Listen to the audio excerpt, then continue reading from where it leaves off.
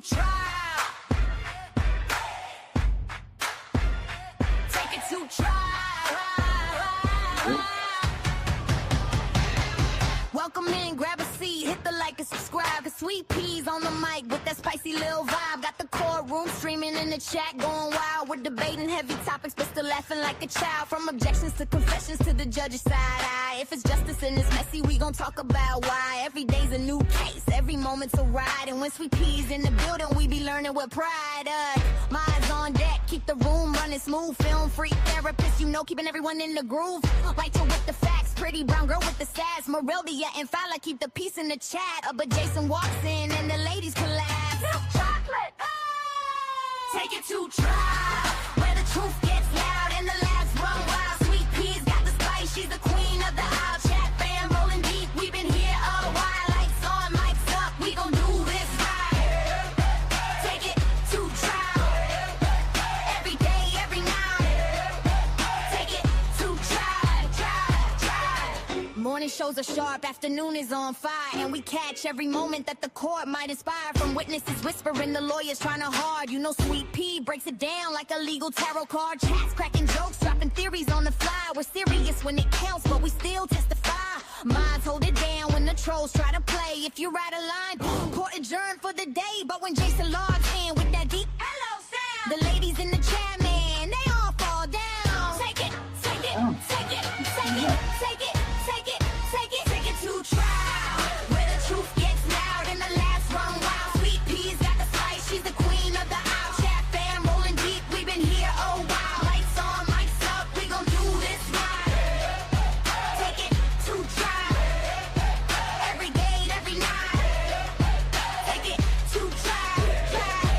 When the sun goes down and the cases get deep, after dark gets spicy, no secrets to keep. Taboo topics, big laugh, slap, happy crew. Sweet Pea says behave, but we never really do. It's opinions, confessions, stories untold, but we handle it with heart like the chat made a goal. Hey! Take it to trial, from day to night and every wild mile. Sweet Peas nearly strong with her trademark style, and the fam in the chat always makes it worthwhile. Turn it up, show some love, hit the like on sight. Take it to trial, yeah, we live tonight. Take it to trial, yeah, we live tonight. Take it to trial.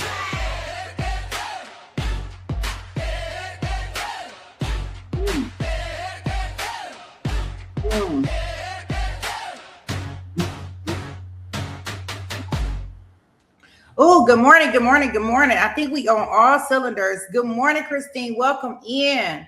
Hey, Merelda. Good morning, therapist. How's everybody doing this morning? I know we had a late night last night. Oh, man. But we got it done. We got it done. We got it done. So our plan for today, we do have opening statements in our new case, which is going to be probably my one that I really, really want to look at out of all these cases for some strange reason. So definitely that starts at 8:00. So we'll definitely be heading over there. For those that want to stay and watch some of this, you're more than welcome to stay, and we'll watch some of this at the same time. The one thing about New Jersey is like they're started about 6:30. And you know, the one good thing about it is that I did see this judge was on time this morning. I was like, what? He on time? Yes, he was on time. So I'm liking that. It sounds like we back with numbers. You know, last night we did get to hear from one friend, I guess you want to say, last night before we left. But from what I can glance at when I was looking in the courtroom today, it looks like it's numbers all over again. The Velati case, we will stream that. I will probably stream that later so we can do that on 1.5. So those, that want to come back and watch it later, that's totally fine. If not, I truly understand. The testimony is very rough at different points in times. I know that we left off with some testimony yesterday that was heart-wrenching because, right, we had the actual teacher who was shot taunted, shot again, and I'm almost sure, if I'm not mistaken, every child in his room passed away. So yeah, so that's where we left off, and they asked him to come back, and I almost, like, at this point in time with that personal trial, just in my opinion, guys, totally my opinion, I know that they have to do certain stuff. I think it's just tormenting the community and the people. So that's just my tidbit with that one. So I'm happy to see that we have some different other trials that's starting up. Of course, like I said, we peeped in this trial, so we will head into there. Let's see here.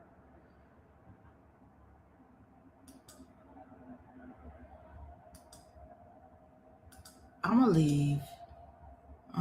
Do I want to leave all this stuff up? Dang, I don't think I'm gonna be able to do it in there. Or maybe I can. Okay. I am doing great. Thanks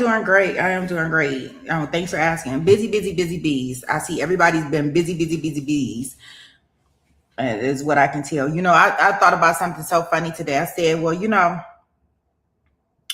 last night we streamed. I think I got off stream maybe about, it might have been close to 8.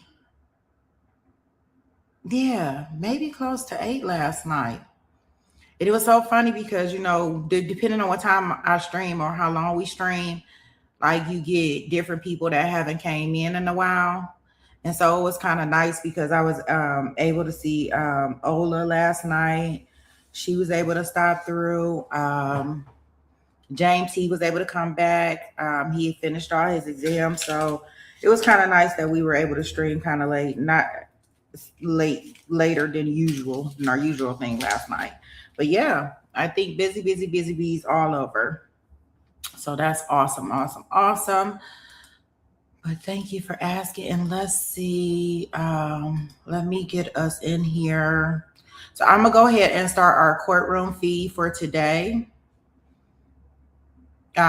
With our Mansion Massacre murder trial. I tell you, if they could stop talking about all these numbers, y'all know this is like a numbers trial, So it was kind of good to listen to it last night on 1.5 when we were watching it, because we didn't have to worry about all the numbers. But it is what it is. Just a ton of numbers. So we will see what it does. But I definitely don't want to miss opening statements for the other trial that starts in about 45 minutes. So I will open up a room for that one because I don't want to be on that. I want to see the opening statements live. Okay, well, let's go ahead and get into this case and take it to trial. Oh, do I got my volume up? Yeah, I got my volume up.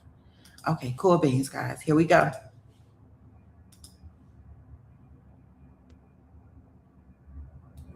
I don't know. This judge reminded me. He looked like Beavis and Butthead for some reason. I don't know if that's a good thing or not, but it gives me Beavis and Butthead vibes.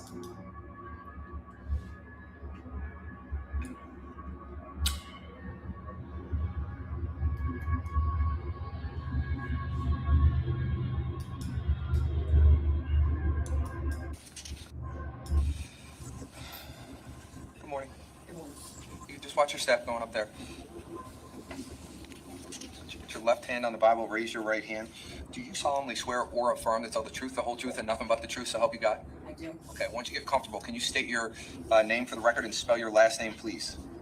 My name is Debbie Gospel. My last name is Bassinder. Prosecutor, whenever you're ready. Thank you, guys. Good morning, Detective. Good morning. Where are you employed? I'm employed at the Monmouth County Prosecutor's Office In what capacity? as a detective. And how long have you been employed at the prosecutor's office? 8 years this month. What unit do you work in? I work in the Financial Crimes and Public Corruption Unit. Can you tell us how long you've worked in that unit for?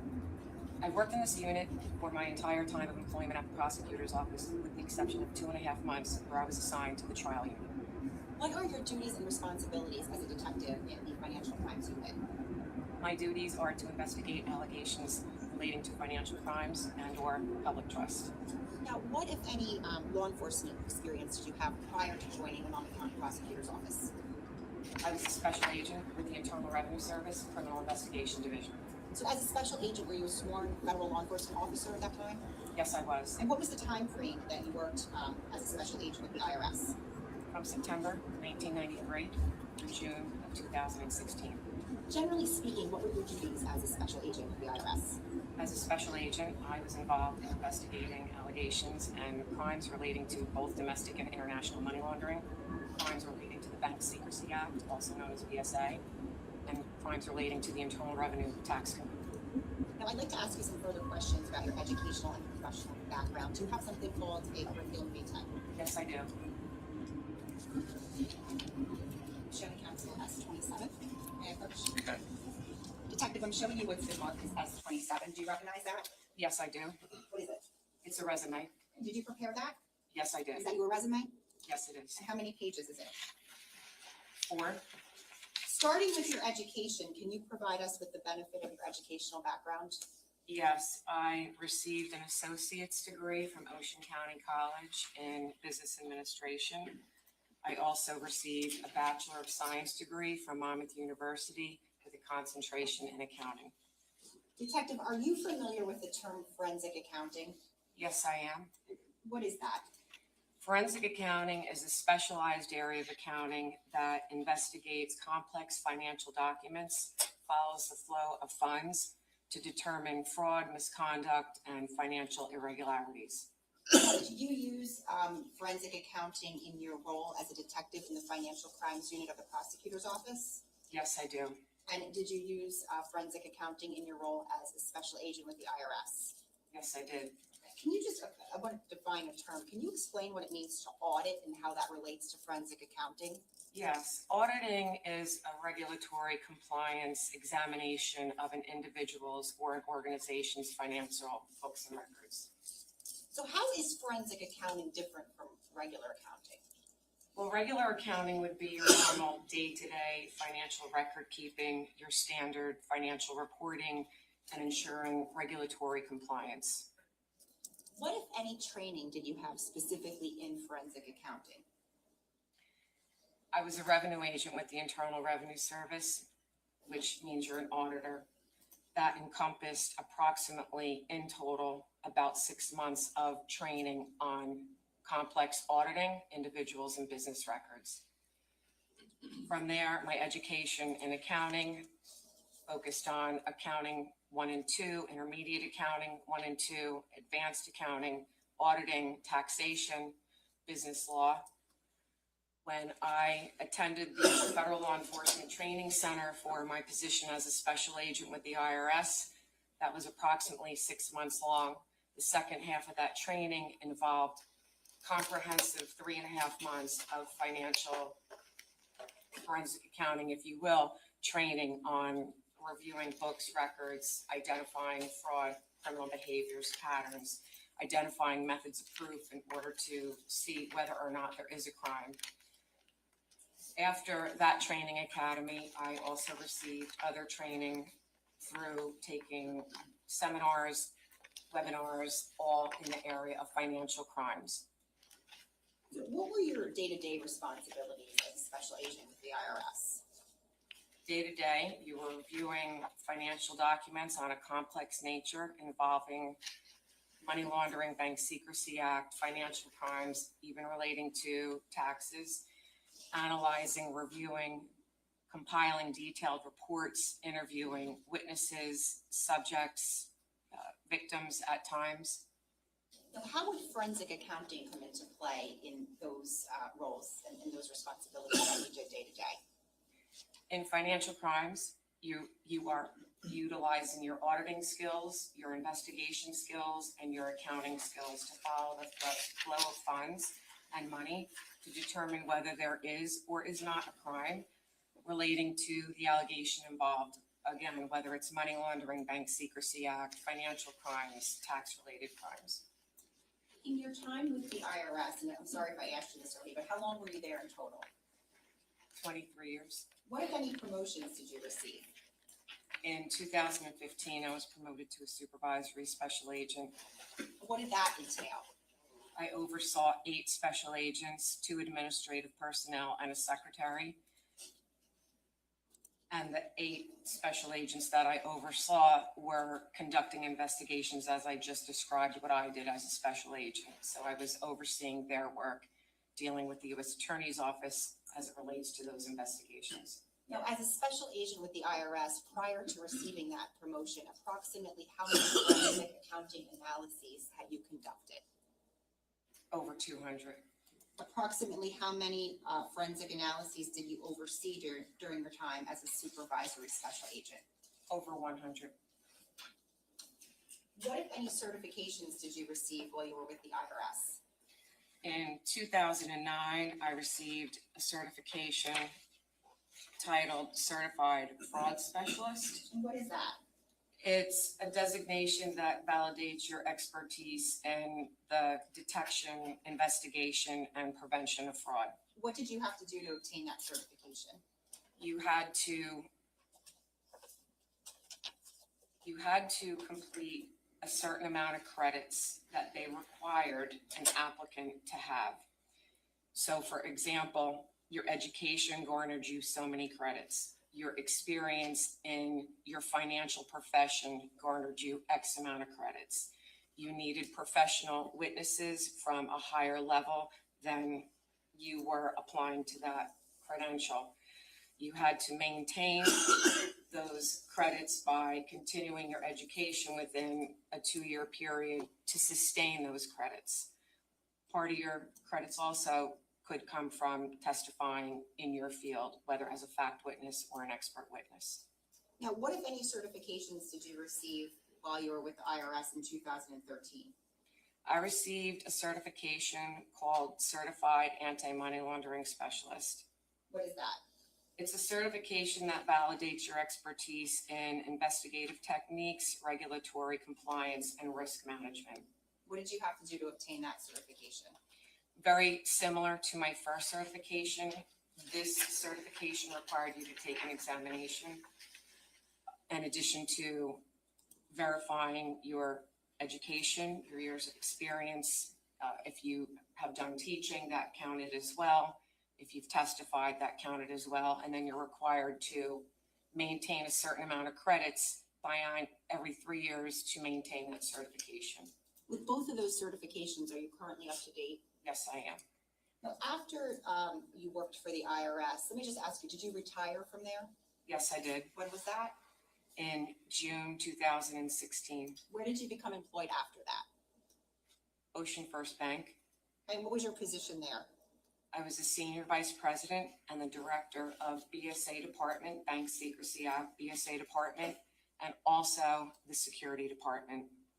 And what were the dates that you were employed at Ocean First Bank? August 2016 through January 2018. Would you be able to summarize your duties and responsibilities there? Sure. For the BSA department, I was responsible for implementing, administering, and ensuring the bank's compliance with all Bank Secrecy Act. The bank at that time had approximately 125 branches, over 800 personnel, a myriad of departments, both within branch and corporate. BSA oversees every employee, every department, administers all training. No, what if I'm sorry, go ahead. Also oversaw my staff in BSA, and the staff was investigating alerts that would come in from the anti-money laundering detection system, your computer systems.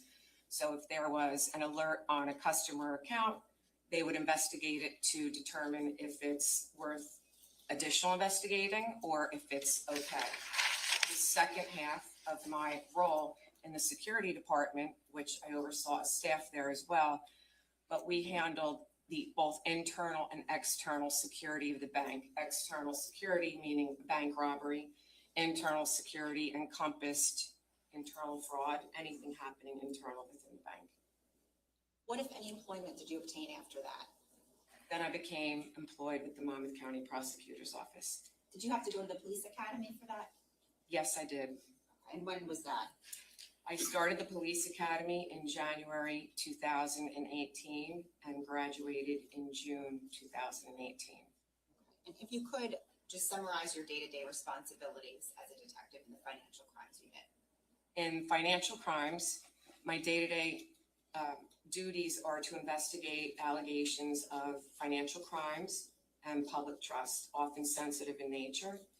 I review a myriad of financial documents, at times extremely complex.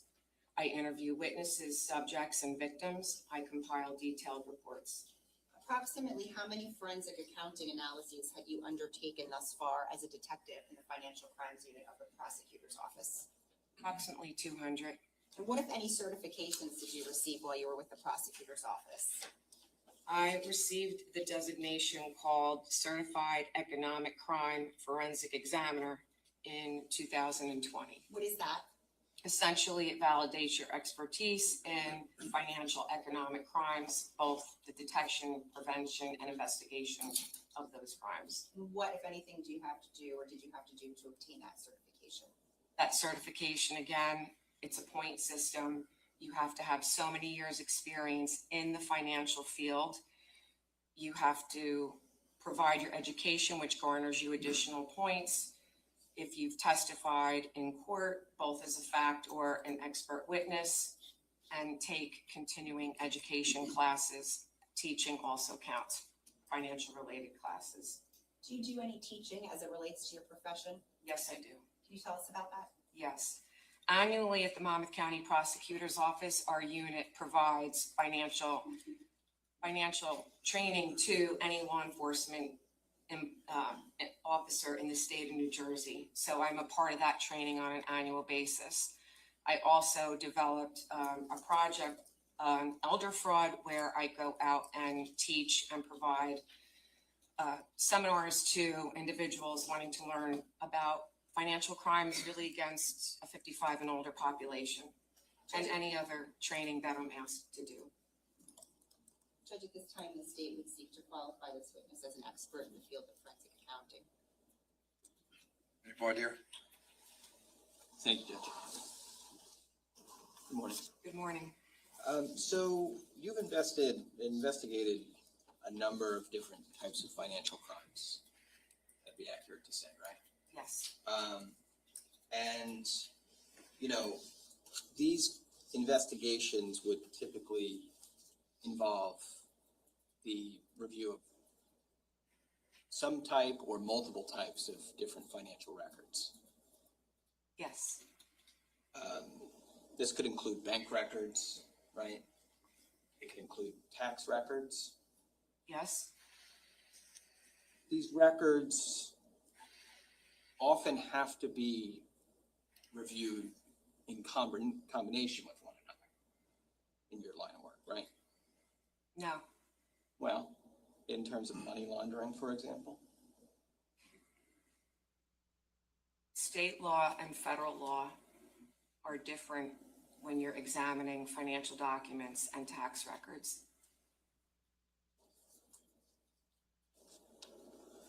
Okay, so let's just take a step back here. The records, they're helpful to you as an investigator because they show you a path that money takes from point to point. Is that fair to say? The bank records do. Yes, Yes. the bank records do. Because the bank records show you money going from point A to point B, right? Yes. And you need to establish in your investigations that point A to point B to determine if there's been criminal conduct. Or not. Yes. Or not. And the thing, though, about these records is that the records by themselves don't really tell us anything about a person's motivations. The records are just numbers, right? Not exactly accurate. Well, a bank statement shows the account that the statement refers to, right? the account that it comes from. It shows debits and credits on the account, right? Yes, It shows an opening balance, right? correct. It shows a closing balance,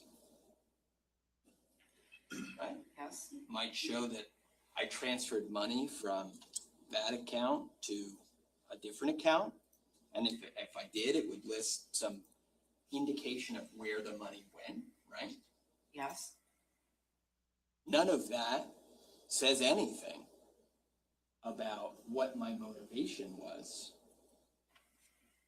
in transferring the money from point to point, right? I don't agree with that. You're able to discern something from abstract numbers on a piece of paper that the ordinary person is not. That's your expertise? My expertise is reviewing all the documents in a comprehensive manner and putting the financial picture together. Great. So you do need to look at multiple documents then in order to create this full picture. Is that what I heard you just say? I can look at multiple documents, yes. Okay. So you're looking at multiple documents, and you're doing that because looking at multiple documents gives you a fuller picture of a situation than looking at a single financial record. Yes, And you want to get that fuller picture because that fuller picture is what allows you to determine whether there is potentially criminal conduct or not. correct.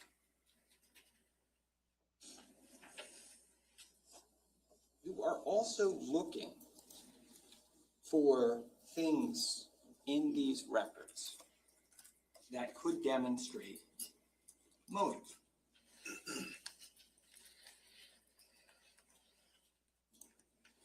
At the end of an analysis, yes. One of the things that you're trying to determine is if any of these records are supportive of or not supportive of motive. Yes, Because motive is going to, if it exists, right, is going to help in furtherance of an investigation. yes, Motive evidence explains why a person might have made a financial decision that they made. yes, So if you find evidence of motive as part of your investigation, it's something that you would take note of. yes, And if you took note of it, it would be because it was significant to you. yes, And if it was significant to you, you would, in some fashion, document it. yes, In general, in a financial investigation, you might take note of the fact, for example, that an individual has a lot of debt yes, or has difficulty paying their debts. yes, You might take note of the fact that a person is getting repeated calls from debt collectors. yes, You might take note of the fact that a person is getting served foreclosure notices. yes,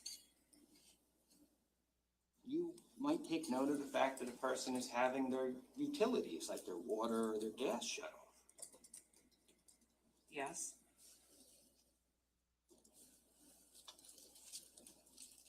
You might take note of the fact that a person isn't able to come up with the money to afford basic things like food and gas.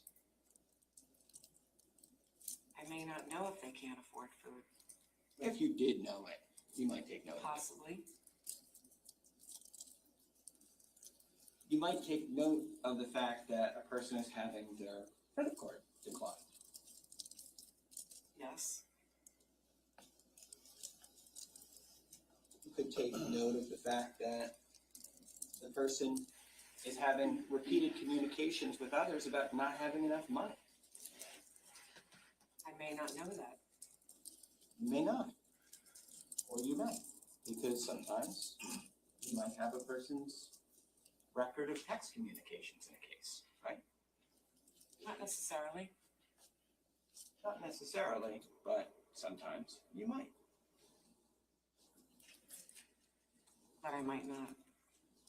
And if you did have them, and you notice that the person is having communications about not having enough money, you might take note of that. Yes. If you had a record that a person is consistently borrowing money because they don't have sufficient funds, you might take note of that fact. Yes.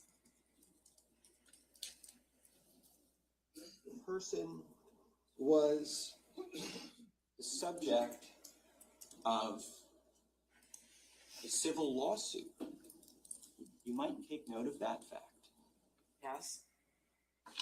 If the person was discussing, and there was evidence that they were discussing or considering bankruptcy, you might take note of that fact. If they were considering bankruptcy, I may not know that. If there was evidence that they were, you might take note of that. Yes.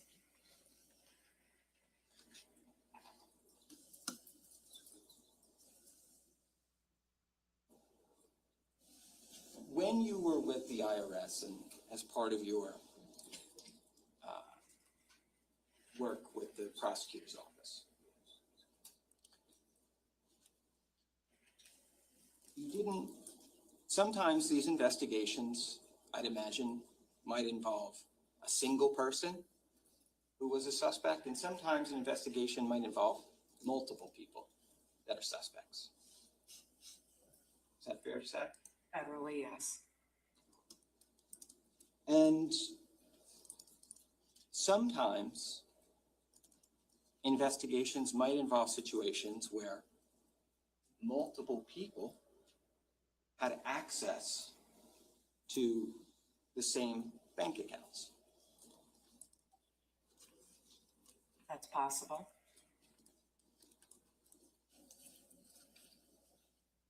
Let's talk about an example of that.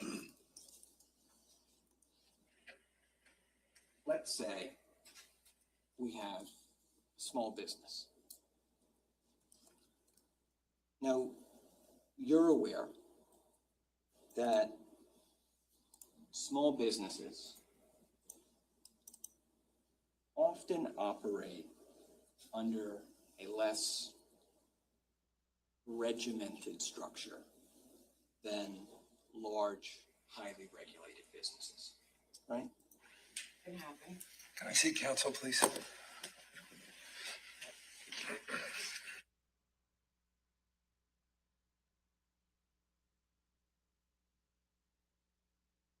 While the judge has them coming up, I find that this judge has been very, very, very, very, very involved.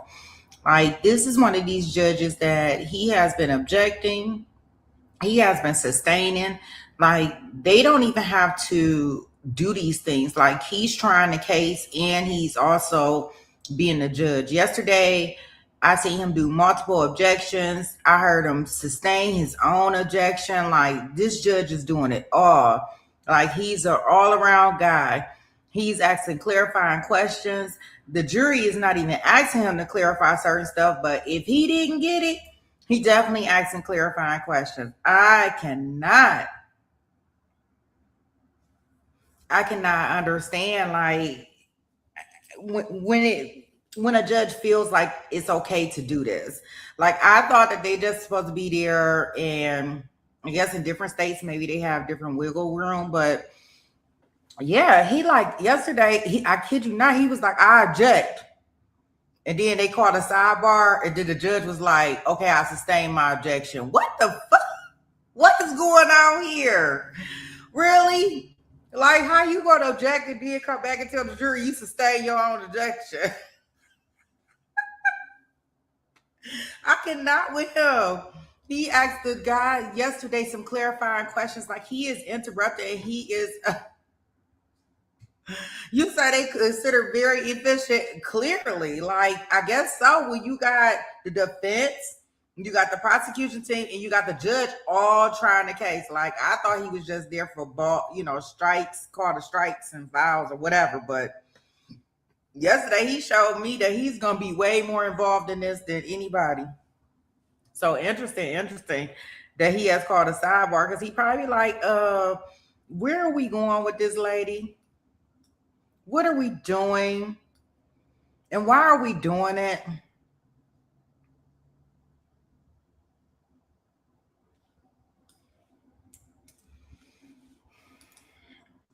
So this would be interesting to see. I guess the one good thing, like I said yesterday, when we watched it last night, we watched it on 1.5.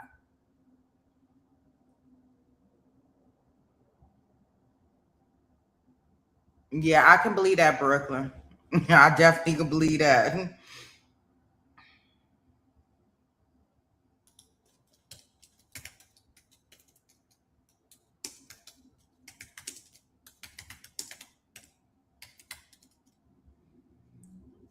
Yeah, I think that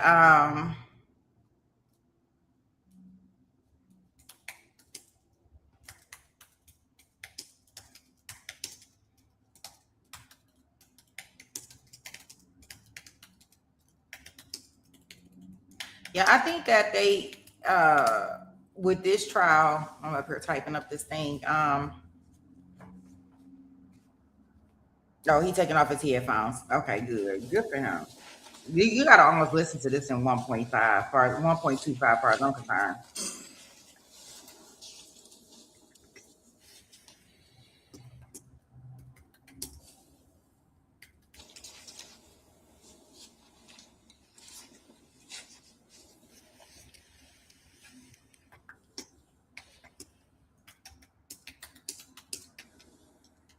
You've testified in court before? One time, yes. Was that as an expert or as Fact witness. a fact witness? And was that in your professional capacity or personal capacity? Professional. You've never been qualified as an expert in a court proceeding. No. She never been qualified.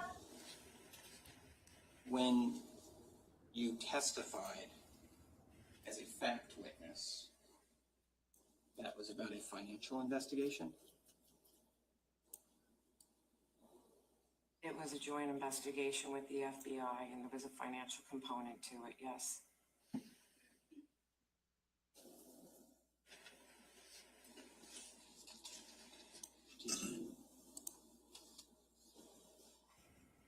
What was your role in that investigation?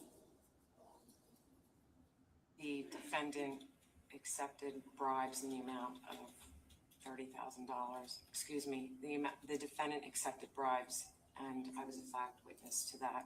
There were also tax charges in combination.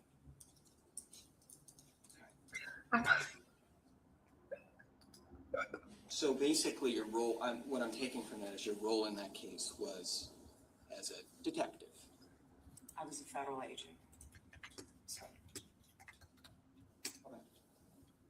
But you investigated the case. tax component, yes. And when cases like that, help me here, when cases like that go to, that was a federal court case, do I have that right? Yes, It wasn't in state court, it was in federal court. yes. Okay. When cases like that go to trial, does the government have people that they can certify as experts to testify at trial if they need them? When the case is complex in nature, yes. Okay. And where does the government go to get those experts? Within, if they need to. If they need an expert, they could go within. Okay. So those experts, for example, could come from within an agency like the IRS. Yes, And I take that to mean that that agency, the IRS, has those type of experts. yes, you're part of an expert witness cadre, which I was selected to be a part of and attended training. Okay. And then you may prepare for cases that ultimately plea out, so you don't ultimately testify because the case pled out.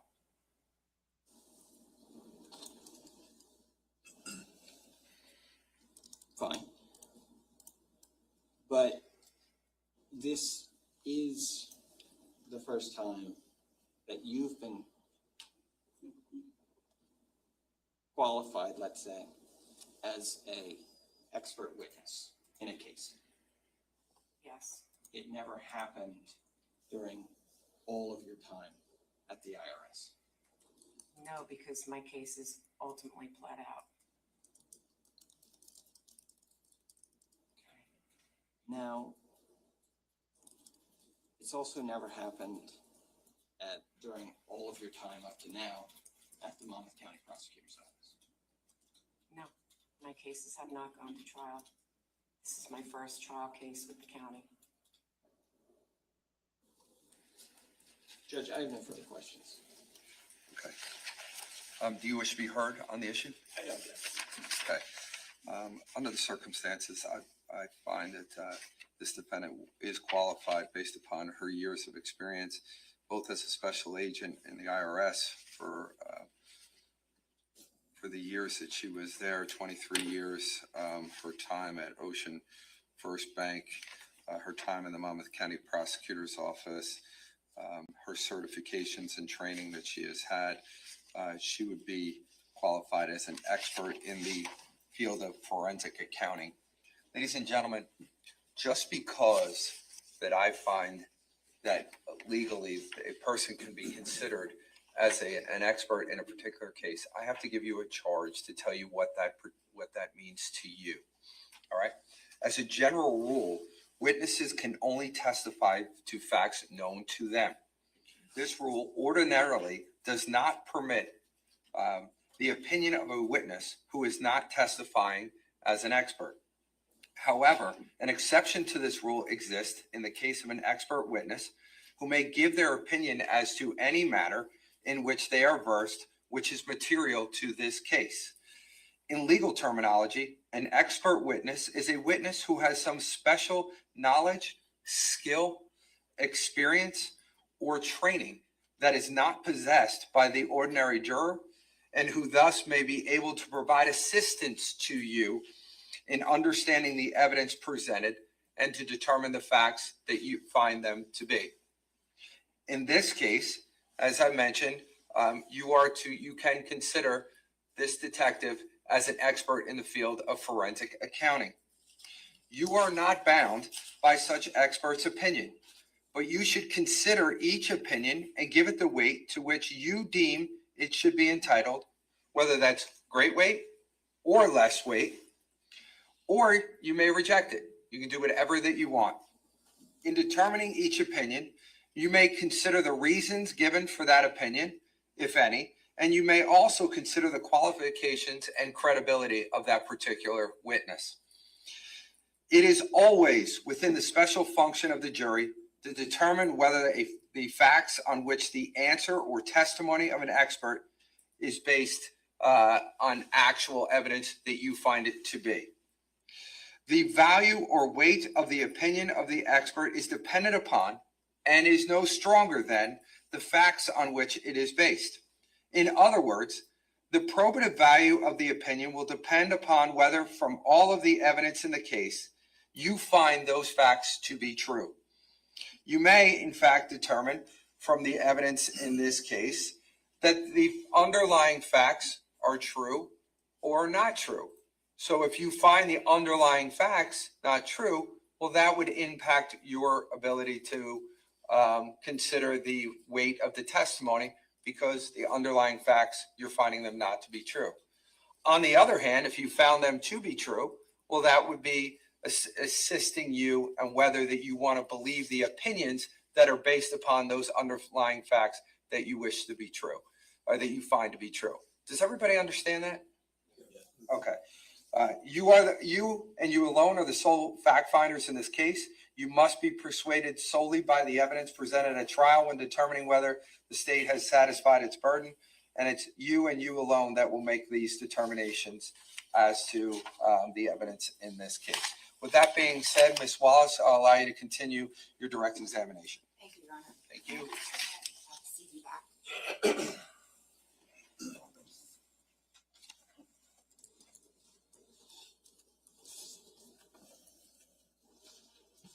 Detective, are you familiar with the case State of New Jersey versus Paul Caneiro? Yes, I am. How? I was assigned to, on November 21st, 2018, by my supervisor in the unit at the time to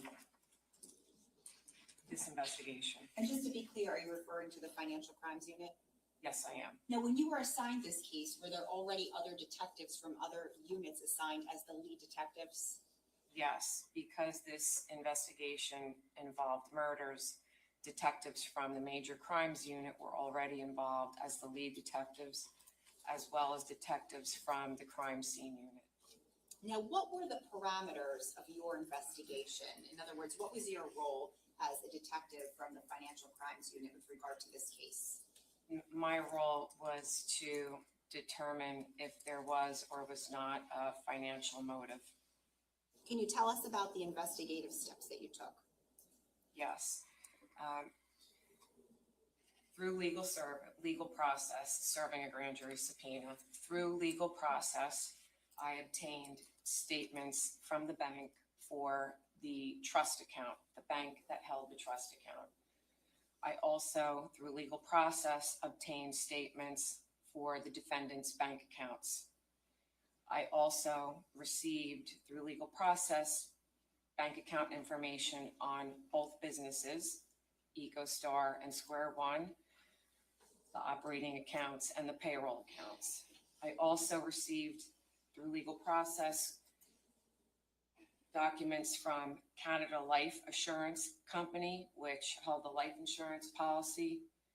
I also, through legal process, received credit card information and statements and insurance companies and any other financial institutions or companies where eventually I traced money either going to or money coming from. When you initially said you received statements with regard to the trust account, can you just clarify a little bit more about what you're talking about, what trust account? Yes, so there is the Keith Caneiro Irrevocable Life Trust. That there is also a bank account titled the Keith Caneiro Irrevocable Trust. And that bank account is maintained at TD Bank, and it is simply a checking account to receive funds and for those funds then to be paid quarterly premium. So when I refer to the trust account, I'm referring to specifically a TD bank account, business checking account that held funds, and those funds were to pay the premiums. So you get all of these records, and what do you do with them? I analyzed the records, wrote detailed reports on these records. Now, during the course of your investigative process, what, if any, interviews did you either participate in or conduct yourself? I participated in the interview of the accountant, Stephen Weinstein, CPA. I also participated in the interview of Ron Ortigas, the insurance man. I was also part of the interview with Tiffany Rivera, who was an employee at the businesses that the defendant and his brother Keith Caneiro owned. And I was also present with Detective Pat Petrozello, detective at the time, lieutenant now, when he spoke to the seller Streppo.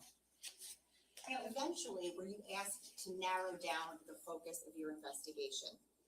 Yes, I Or your was. analysis, I'm sorry. Yes, I was. And what specifically was that? I was asked to narrow down the analysis to the years 2017 and 2018, and essentially do a review of the defendant's finances. So essentially following all the monies going into his accounts and all the monies leaving his accounts. Some of these were fixed deposits and fixed expenses. And in these years, there were also one-off deposits and one-off expenses. When we're talking about bank accounts, how many personal bank accounts do the defendant have? 4.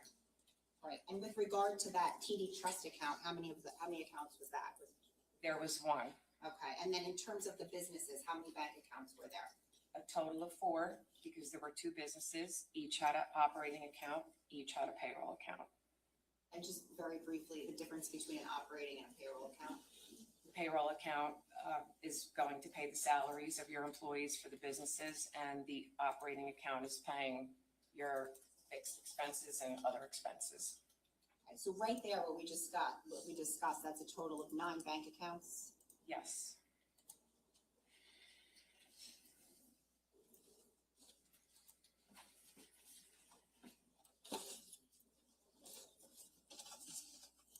For the record, I'm showing counsel S28. Okay. May I approach, sir? You can. Detective, I'm showing you what's been marked as S28. Do you recognize this? Yes, I did. And what is this? This is a list of all the 9 accounts that I just described.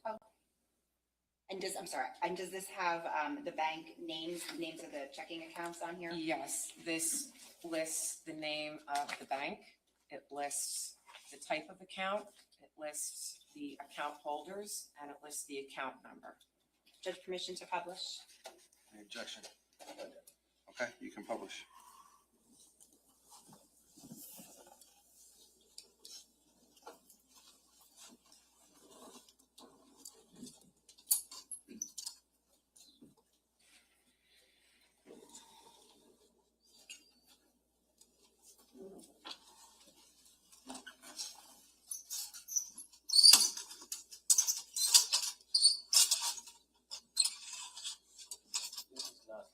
I was just about to ask, why is this on the screen? I didn't put it on. We can just turn that off if you don't mind. Thank you.